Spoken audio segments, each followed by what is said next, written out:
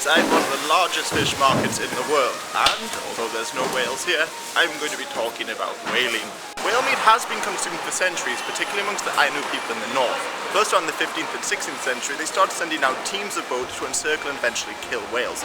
But how large these expeditions were are a matter of debate, because their historical significance is the main defence behind the continuing of the trade today. On the one hand, there's a number of cookbooks dedicated to nothing but whale meat that were produced in the Middle Ages, and in the early 19th century a German missionary said that whale meat could be found anywhere. But on the other hand, rice made up about 80% of the diet, and the rest was mainly made up of vegetables and tofu and the likes. But the trade really kicked off in the early 20th century when Juro Oga travelled to Europe and brought back some whaling methods from Norway.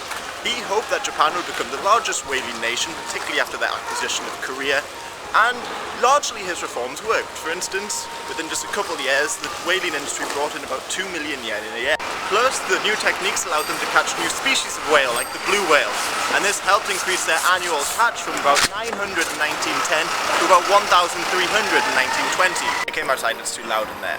But the annual catch by World War II was around 2,000 a year, which is comparable to like Russia, the United States and Argentina, and they still lagged very far behind Britain and Norway, who were catching somewhere in the region of 10 to 20,000 whales a year. And by the end of the war they were only catching around 3,000, so it hadn't increased that much.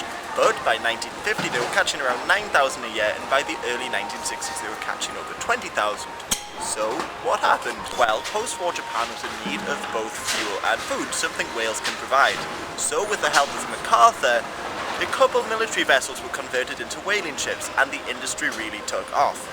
And with the lack of other sorts of meat, whales made up about 40% of Japan's annual protein intake, and a new culture was born around the meat. So I guess whales are sort of like British spam.